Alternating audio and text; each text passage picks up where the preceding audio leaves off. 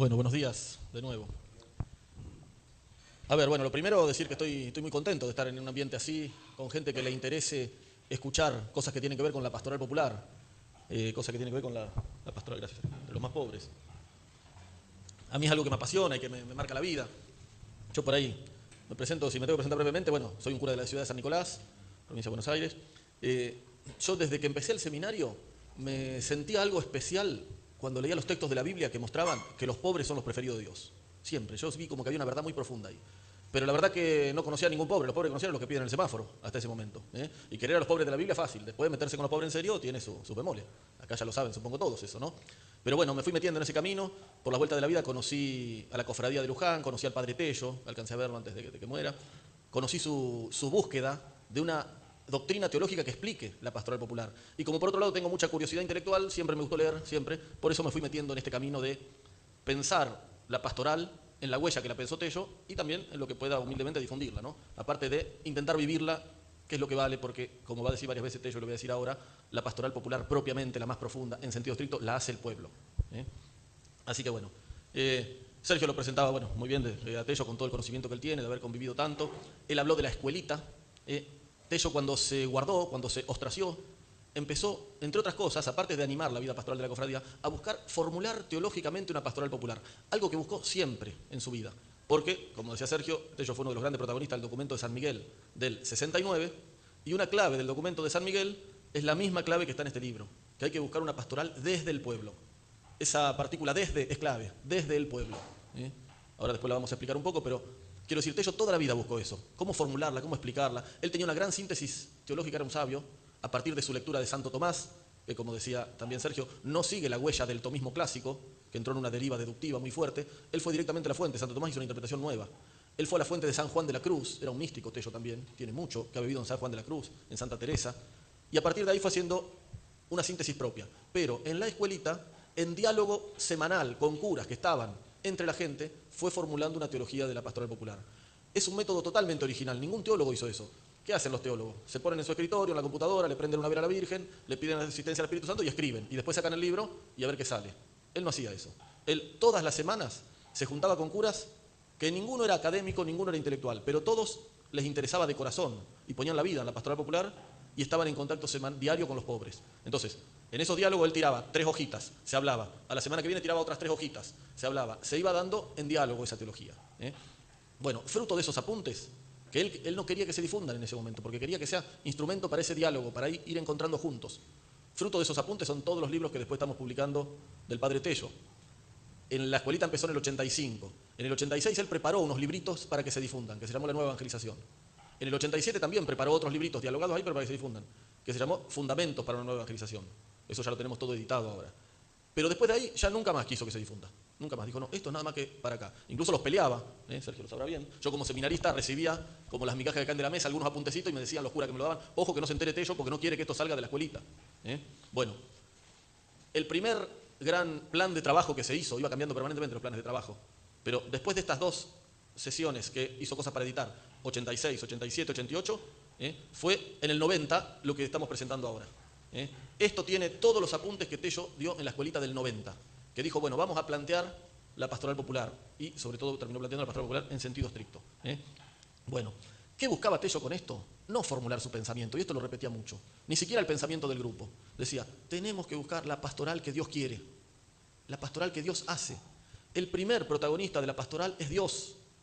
Dios, ese es el misterio de la primacía de la gracia, que Francisco dice, Dios nos primerea. Bueno, Dios hace la pastoral, Dios quiere salvar, Dios salva, Dios desea ardientemente la salvación de todos, y la hace, y en América Latina la viene haciendo, y la hace con instrumentos privilegiados como son Cristo y la Virgen, que son los primeros instrumentos de la evangelización, Cristo y la Virgen, pero además la hace por otros instrumentos, que es la iglesia, que somos nosotros, y que es también el pueblo, vamos a ver.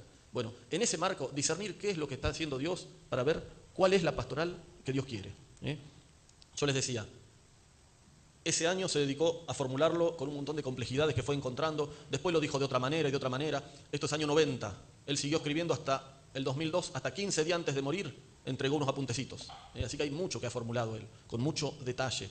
De todos modos, yo creo que acá sí es una buena síntesis para cualquiera que quiera tener una visión de conjunto, sintética, de la pastoral popular de Tello.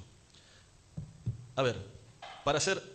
¿Por qué digo acá que es importante cuando él dice pastoral popular en sentido estricto? Él dice, bueno, pastoral popular es toda pastoral que tiene como centro el pueblo, especialmente los pobres. Creo que ese es el uso más común, que decimos pastoral popular, bueno, pastoral, la evangelización en el pueblo, especialmente entre los pobres, dice. Pero se puede hablar de una pastoral popular en sentido amplio y de una pastoral popular en sentido estricto. ¿Cuál sería la diferencia que pone? Bueno, justamente ahí yo donde encuentro la unión con lo de San Miguel, el desde el pueblo, el desde dónde. Fíjense, por ejemplo, acá hay un apartado que empieza a hablar de la pastoral popular en sentido amplio, ¿no? Dice, tiene muchas y varias modalidades, que sin embargo parece que se podrían reducir a dos principales. La pastoral popular en sentido amplio se puede dividir en dos, dice. Una más antigua y común, que se sigue manteniendo. Otra más novedosa, postconciliar, de gran impulso contemporáneo, encarnada sobre todo en las comunidades eclesiales de base. La pastoral popular en sentido amplio sería la tradicional que hace la iglesia en el pueblo y esta postconciliar de las comunidades eclesiales de base. Dice, tienen muchas diferencias entre sí, y más aún, son de algún modo opuestas la una a la otra. Sin embargo, pueden ser colocadas en una misma categoría, pastoral popular en sentido amplio. ¿Por qué? Porque ambas son concebidas a partir de la iglesia. A partir de la iglesia. La pastoral popular, en cambio, la pastoral popular en sentido estricto, es considerada a partir del pueblo, aún en aspectos religiosos, aunque como es obvio el pueblo no sea el principio primero de los aspectos religiosos. Entonces, la gran diferencia para decir, Tello, esto es pastoral popular en sentido amplio, esto es pastoral popular en sentido estricto, es que en sentido estricto es concebida desde el pueblo, a partir del pueblo. Y eso que yo entiendo que a primera vista no se ve todas las consecuencias que tiene eso, pero son consecuencias enormes, totalmente distintos después en la práctica, acciones de pastoral popular en sentido amplio que de pastoral popular en sentido estricto. Dice después cuando habla sobre el concepto de pastoral popular en sentido estricto, dice, pastoral popular en sentido estricto sería la del pueblo movido por la fe, que amplía o prolonga la acción de la iglesia. Y dice, acá en este número, esto que está en la página 133, yo creo que es el número clave que articula todo, dice que en esta pastoral popular en sentido estricto, que es la que hace el pueblo movido por la fe, que amplía o prolonga la acción de la iglesia, dice, se pueden distinguir tres áreas, o mejor momentos de fuerza, que sería, primero y determinante, el pueblo que evangeliza al pueblo. Segundo, la iglesia que evangeliza al pueblo. Tercero, la iglesia que ayuda al pueblo en la obra de la evangelización. Lo vamos a ir explicando, pero son como tres puntos que tiene la pastoral popular, ¿no? Aclara, dice, el segundo momento, que cronológicamente es el primero, es que la iglesia evangeliza al pueblo. La iglesia debe tener muy presente la división entre el evangelio, que es la gracia del Espíritu Santo, y el evangelio interior. Es decir, entre la gracia y la ley, entre el espíritu y la letra. A ver, sé que esto es un poco una mezcla lo que le estoy diciendo, ¿no? Pero vamos a ir aclarándolo, lo vamos a ir masticando de a poco. Primero, ¿por qué dice Tello que el pueblo puede evangelizar? Pastoral popular en sentido estricto es la que hace el pueblo. La fe la recibe de la iglesia, pero la hace el pueblo, con su propia autonomía. Para decir por qué yo digo que el pueblo evangeliza, y no la iglesia, estoy hablando no la iglesia, nosotros somos iglesia. Estamos tratando de auscultar una evangelización que se da en el seno del pueblo, que es bastante independiente de lo que hacemos nosotros. No digo bastante, porque no es totalmente independiente. Tiene una autonomía relativa. Pero bueno, para ver eso Tello lo explica muy en profundidad, pero algo hay que decir de esto. Primero, ¿qué es pueblo para Tello? Pueblo está hablando de una noción filosófica, moral, que tiene que ver con la comunidad suficiente para el desarrollo de la vida. La raíz para entender esto es esto tan clásico de que el hombre es un ser humano, el hombre, o el ser humano, perdón. Tello usaba el lenguaje tradicional de decir hombre por varón y mujer, ahora queda mal decirlo así, pero bueno, que el ser humano es social por naturaleza. ¿Qué quiere decir que el ser humano es social por naturaleza? Que no nos desarrollamos sino en sociedad, que el ser humano absolutamente aislado no existe. Tarzán no existe. Tarzán es un mito literario. Uno larga un bebé entre los monos, no sale una persona educada como es Tarzán, rubio, grandote, y todo eso, y además educado con las damas. No. De hecho, cuando entraron en la selva, los ingleses y los franceses en su momento en África, encontraron niños indios criados por animales, criados en la selva, y le llamaban hombres ferinos, hombres fieras. Ni siquiera caminaban erguidos en dos patas, no desarrollaron el lenguaje, por supuesto, no desarrollaron su naturaleza. Somos sociales por naturaleza. Tarzán es justamente un mito individualista, si se quiere. Bueno, entonces todos necesitamos una comunidad para desarrollarnos. La primera comunidad básica es la familia, pero la familia no alcanza a desarrollar todas las capacidades de la vida, no alcanza en una familia. Por eso la familia se nuclea en clanes y por eso se nuclea en pueblos. Por eso, la comunidad mínima suficiente para desarrollar la vida es el pueblo. El pueblo queda caracterizado sobre todo por dos cosas. Esta es la mirada histórico-cultural que tiene Gaudium et Spes, que tiene el documento de Puebla, que tenía Tello, que usaba Gera también, que tiene Pironio. Bueno, esta mirada histórico-cultural es el ser humano vive inserto en un pueblo y al pueblo lo caracteriza una historia común y una cultura común, un estilo de vida, de valores, de modo de pararse ante la vida. Cultura no es solo la expresión cultural, estamos acostumbrados a eso, decimos un ministerio de cultura, tiene que cuidar las expresiones culturales de un pueblo. No, cuando se habla de cultura en la teología, es algo más profundo. La actitud ante la vida, la actitud ante la divinidad, la actitud ante el prójimo. Bueno, eso que se aprende en la vida en un pueblo, eso más profundo es la cultura. En América Latina tenemos una historia común, marcada, estoy hablando ahora sobre todo del pueblo pobre, sufriente, del que miramos principalmente en la pastoral popular, del pueblo criollo, por decirlo de alguna forma. Bueno, hay una historia común, marcada por la dominación, por el sufrimiento, por el desarraigo, y que junto con eso, junto con esa destrucción de su orden simbólico que recibieron los indios cuando se encontraron con los españoles, con los portugueses, junto con eso se les anunció la fe. Y Tello hace una lectura teológica de la primera evangelización, que se aleja tanto de la leyenda negra como de la leyenda rosa, y dice, bueno, él lo que ve en la historia, estudiando la historia, tiene todo un año entero de la escuelita, habló de la historia de América Latina, eso está en un librito que es Cristianismo Popular, Ubicación Histórica, eso creo que fue el año 92, fue después de esto. Bueno, ¿qué dice Tello leyendo la historia de la primera evangelización? Que en eso se le destruyó el orden simbólico al indio, y nació un pueblo nuevo, y en ese nacimiento desde las cenizas, un pueblo ya mestizo ahora, con una raíz también hispana, en ese nacimiento muchos valores profundos de la cultura los tomó del Evangelio, los tomó de ese Evangelio que le fue anunciado. Por eso el pueblo dice, toma la fe del dominador, pero no la forma de expresarla. Hace un proceso de diferenciación. El pueblo se diferenció del español. De hecho, nació un nuevo modo de ser cristiano acá, que no es el del español. Los indios no eran cristianos como eran los españoles, no, pero eran cristianos. Tomaron la fe como semilla y floreció de modo distinto. Eso que lo explica muy bien teológicamente Tello, y lo asume Francisco esta idea de que el cristianismo no es algo monocultural, no es que el cristianismo, como se vive en Roma, se tiene que vivir en San Petersburgo o en Palermo de Buenos Aires, ¿no? El cristianismo es una semilla, la fe, la acción del Espíritu Santo, y que responde, que florece culturalmente de distintas maneras. El cristianismo, va a decir Francisco, tiene tantos rostros como culturas en los que se encarnó. De un modo se va a vivir el cristianismo en la Puna jujeña y de otro modo se va a vivir en Palermo, en Buenos Aires. Eso hay que saberlo. No podemos pretender que el cristianismo se viva en todos lados como lo vive un oficial de la curia romana en su escritorio en el Vaticano. Hay tantos rostros del cristianismo como culturas en los que se encarnó. Bueno, en América Latina, va a decir Tello, nació un pueblo nuevo y nació un nuevo modo de ser cristiano. El cristianismo conoció un nuevo rostro, algo original, que es lo que Tello llama cristianismo popular latinoamericano, podemos decirle. Él va a decir, la religiosidad popular es expresión de eso, pero es como la punta del iceberg. Abajo hay mucho en el iceberg. Y religiosidad popular, por ejemplo, en España tiene mucha religiosidad popular. En Italia tiene mucha religiosidad popular. Pero es otra cosa. No podemos aplicar las conclusiones de los estudios de España, de Italia, de Irlanda, por ejemplo, a América Latina. ¿Por qué? Porque brotan de cristianismos distintos. Los cristianismos son culturalmente diversos. El de América Latina es original. Es un cristianismo propio. Marcado, como decía, por las limitaciones de la pobreza y marcado por la dominación. Un esquema de dominación que en 5 siglos nunca cambió. Ustedes lo saben más que yo. Habrán cambiado los mecanismos, serán más refinados hoy, los mecanismos de dominación, pero que nunca cambió. Entonces, ¿qué lo va a caracterizar? Y uno dice, si a vos te meten preso, yo gracias a Dios nunca estuve preso, no sé si alguno estuvo preso alguna vez, pero bueno, he ido a visitar, acá nos acordamos con Pancho, nos conocimos 20 y pico años atrás con Pancho visitando las cárceles. Y si te meten preso, ¿qué pensás todo el día? ¿En qué pensás todo el día? ¿En la libertad? Bueno, el cristianismo popular que nació de la dominación, ¿cuál va a ser un gran valor? Y la libertad, el ser reconocido. De hecho va a decir esto, el corazón de la cultura popular es el anhelo de ser reconocido en su dignidad. Ser reconocido, ser persona, que haya una igualdad. Desde que nace cada uno de nuestro pueblo en estos últimos 5 siglos, se le hace sentir que valen menos que otros, que son menos que otros, que hay vidas de primera y vidas de segunda. Y eso lo vemos todos los días, porque matan a una chiquita en Palermo y está todo el mundo sobresaltado. Y eso pasa todo el tiempo en conurbano permanentemente y no pasa nada.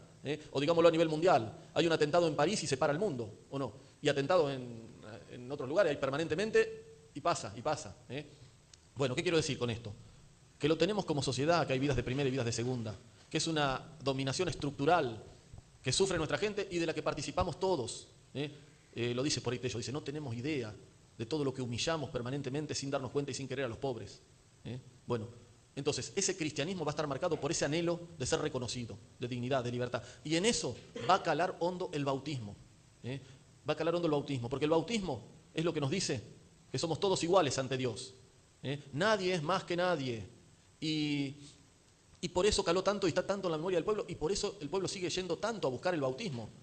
Fíjense que no hacemos una pastoral para salir a buscar a la gente para que vaya a bautizarse. Y es lo que más busca, al menos en los barrios, eso es mi experiencia, ustedes tendrán, calculo, la misma experiencia. Lo que más piden de la iglesia, lo que más piden desde un impulso interior, sin que nadie le diga nada. Después sí, cuando ofrecemos otras cosas, vienen a buscar. Cosas, si saben que pueden conseguir algunas ayudas, las vienen a buscar. Pero el bautismo va desde adentro, porque está con ese anhelo de reconocimiento de la dignidad. Esa chica en la villa, con 16, 17 años, que tuvo su hijo, no tiene idea de cómo lo va a sacar adelante, porque no tiene idea ni ella de la vida que va a ser, cómo va a vivir ella, pero quiere que su hijo salga adelante. Quiere con todo su ser que su hijo salga adelante. Y entonces va y se acerca a la capilla con ojotas, sin ropa, y por más que le da vergüenza ir a la iglesia un domingo sin tener la ropa adecuada, y va igual y pide el bautismo, porque quiere que su hijo sea hijo de Dios, que esté protegido, que después ella sabe que en la vida muchas veces va a tener que agachar la cabeza y dejarse humillar porque no le queda otra, porque tiene un grillete en el tobillo, no le queda otra. Pero ante Dios sabe que nadie es más que ella, que nadie es más que nadie. Y eso es un orgullo interior y un valor, y una semilla de liberación fuertísima.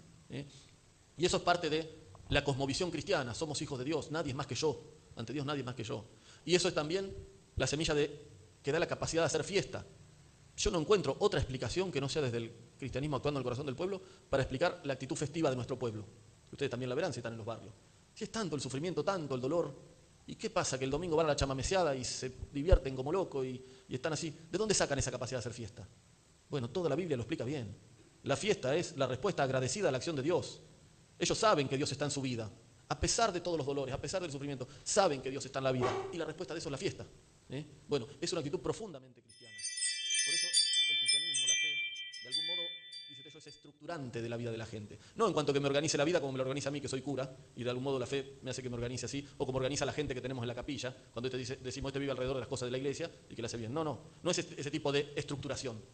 Pero sí que la fe le da los valores profundos a partir de los cuales estructura su vida. El saber que somos hijos de Dios, el saber que Dios está en la vida y que eso da capacidad de hacer fiesta. El saber que está la Virgen le pone toda la ternura a la vida durísima de la gente, de una dureza que yo al menos calculo que no podría soportar, sino por gracia de Dios, ni 10 minutos. Bueno, la Virgen le pone toda una nota de ternura a la vida de la gente, sabiendo que es la Virgen el sacramento por excelencia de la ternura de Dios. Bueno, todas estas cosas me fui derivando porque se me dio por el ejemplo del bautismo, me fui derivando en todo esto, ¿no? Pero, ¿qué quería decir con todo esto? El pueblo vive una forma de ser cristiano, que es una forma propia, que es distinta de la que enseñamos los curas, que sería la forma eclesial. Bueno, el pueblo en su vida, al vivir, transmite esa forma de ser cristiano, esa actitud ante la vida, esa actitud ante la vida. El albañil que sabemos nosotros que le pagamos por semana, porque si le pago por mes, llega el día 10 y se quedó sin plata. Bueno, ¿pero por qué? Porque él cobra el sábado y se tiene que comer el asadito, tiene que ponerle un poquito de fiesta a la semana, y después no importa si el miércoles, jueves está con arroz. Ahora, también uno se puede preguntar, ¿y eso no es más evangélico? Esa actitud ante el dinero no es más evangélico, no es más acorde con la que dice Jesús, miren los lirios del campo, ni Salomón en su esplendor máximo se vistió como ellos, y ni hilan ni tejen. ¿No es más evangélica esa actitud ante el dinero que la mía, que si gasto 10, gano 9 para tener por las dudas? Bueno, cuando el albañil hace eso, le está enseñando al hijo a ser cristiano también. Le está enseñando al hijo, le está enseñando a los demás a una actitud ante la vida. Cuando la doña cocina y le dice, como lo vi la otra vez, lo vi con mis propios ojos, estábamos a punto de comer y sacó una ollita chiquita y preparó, sacó de la olla grande del guiso, cargó la ollita y dice, tomá, mandale a la vecina. Dice, bueno, sí, después dice, no, porque el marido anda sin trabajo hace como una semana y entonces siempre que cocinamos le hacemos para ellos. Esa nena que va con la ollita ahí está aprendiendo el valor evangélico de dar de comer al hambriento. Le está enseñando el evangelio a esa madre, aunque no hable del evangelio. Y aunque después la madre venda droga, no sé, por decirlo peor, decir como diciendo que sea una persona con pecado, con la vida herida por el pecado. Aún con las profundas heridas del pecado, la gente tiene mucho de Dios adentro y mucho de ese amor y de ese evangelio. Bueno, el pueblo evangeliza al pueblo en la medida en que vive su cristianismo popular y lo va contagiando. Y eso es la pastoral popular en sentido estricto. Ahora, vuelvo al número 128, en la página 133, donde yo digo que hay una clave. ¿Por qué vuelvo? Porque si yo digo pastoral popular en sentido estricto, es la que hace la madre, que le enseña a la hija, que hay que compartir, bueno, entonces nosotros ¿qué hacemos? ¿A qué nos dedicamos? Y en realidad tenemos mucho para hacer. Y en realidad esa actitud cristiana de la madre la aprendió de la iglesia. Entonces, la pastoral popular en sentido estricto tiene una complejidad que Tello describe en 3 áreas, y ahora lo vuelvo a leer y por ahí se va a explicar se va a entender un poquito mejor. Dice, la primera fuerza de eso, determinante, es que el pueblo evangeliza al pueblo. Lo que yo decía recién, el pueblo viviendo anuncia el evangelio, ¿no? La segunda es que la iglesia evangeliza al pueblo.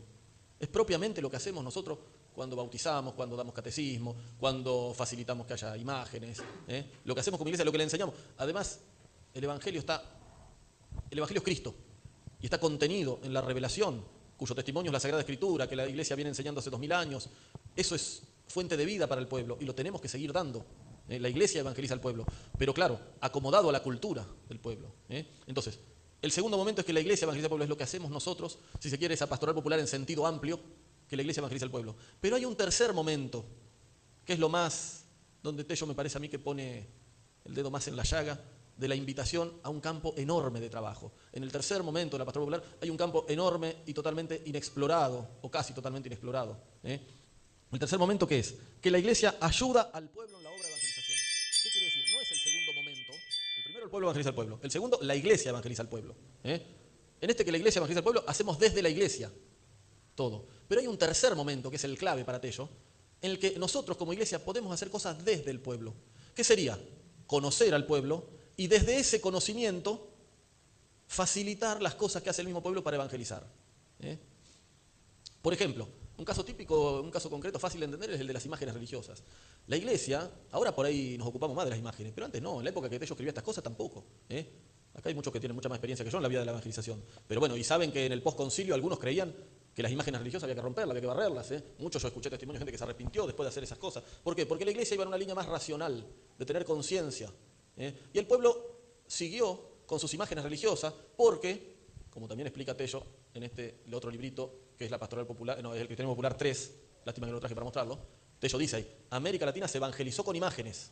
En el siglo XVI estuvo la Reforma Protestante tuvo la Contrarreforma, que una de las cosas que hizo la Contrarreforma o Trento es usar el arte barroco para evangelizar. Todo el arte barroco fue la respuesta a la Reforma para evangelizar. Y justo ahí la conciencia histórica que llegaron a América Latina los misioneros. Y además, a un pueblo que era simbólico como el de los indios, la imagen vino como anillo al dedo.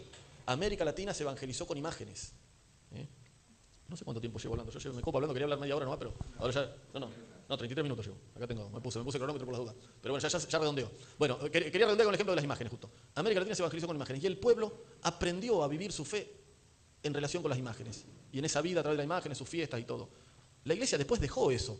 Tanto que por el sentido común de la sociedad moderna que es protestante, nosotros lo hemos perdido. Yo entré al seminario y hasta que entré al seminario para mí una imagen podía ser un adorno. No significaba nada una imagen. Se rompió una imagen, no me decía nada. Hoy me estruja el corazón, gracias a Dios. Porque en contacto con el pueblo fui aprendiendo que hay una presencia en la imagen. Bueno, si uno descubre que en el pueblo se autoevangeliza con imágenes, la persona que va a Luján se compra un almanaque que tenga la Virgen para llevarla a la vecina, un imán que tenga la Virgen para la vecina, es una presencia de la Virgen, un recuerdo. Quiere comprarse un San Cayetano y ponerlo con la espiguita para prenderle la vela. Bueno, Tello, por ejemplo, descubrió que la gente hacía eso, entonces decía, miren, una cosa que podemos hacer de Pastoral Popular en sentido estricto es favorecer que la gente tenga imágenes. La imagen, para decir, tiene que ser bella. La gente en los puestitos venden cualquier porquería porque tiene que ser barata. Y bueno, entonces dice, busquemos la forma de hacer imágenes económicas y bellas para que anden entre el pueblo. Bueno, y entonces, ahí hay mucho trabajo para hacer, muchísimo, muchísimo. Y ver que después esas imágenes lleguen y que una vez que llegan se le ponga en un lugar. Por ejemplo, por eso decían, en cada casa hay una imagen, en cada barrio una ermita, en cada pecho una medalla. El tema de la medalla, bueno, algunos la tendrán o no. Tello hizo hacer estas medallas justamente que sean económicas, para que la gente las pueda tener. Bueno, quiero decir, como ese ejemplo de imagen podemos hacer muchos ejemplos, pero para redondear y para cerrar con esto, ¿no? Para Tello, la pastoral popular la hace Dios. La viene haciendo hace 5 siglos en el pueblo. Y pastoral popular en sentido estricto es la que hace el pueblo cuando en su vida cotidiana anuncia su modo propio de ser cristiano, su modo original. Y nosotros podemos ayudar a esa pastoral popular que hace Dios a través del pueblo, conociendo, auscultando la vida del pueblo, cómo son esos caminos y favoreciendo. No se trata de inventar nada la pastoral popular para Tello, sino descubrir lo que ya está en el pueblo y favorecerlo. Por ejemplo, las imágenes, por ejemplo, la visita al santuario. El pueblo va a los santuarios, bueno, favorecer que vaya al santuario. El pueblo busca el bautismo, como yo decía, bueno, favorecer el bautismo. Bueno, por esa línea va. De todos modos, va a ser mejor que lo lean, vale la pena leerlo, está lleno de un montón de cosas mucho más ricas que esta, pero bueno, espero con esto haberlos más o menos motivado a que lo encaren alguna vez al libro.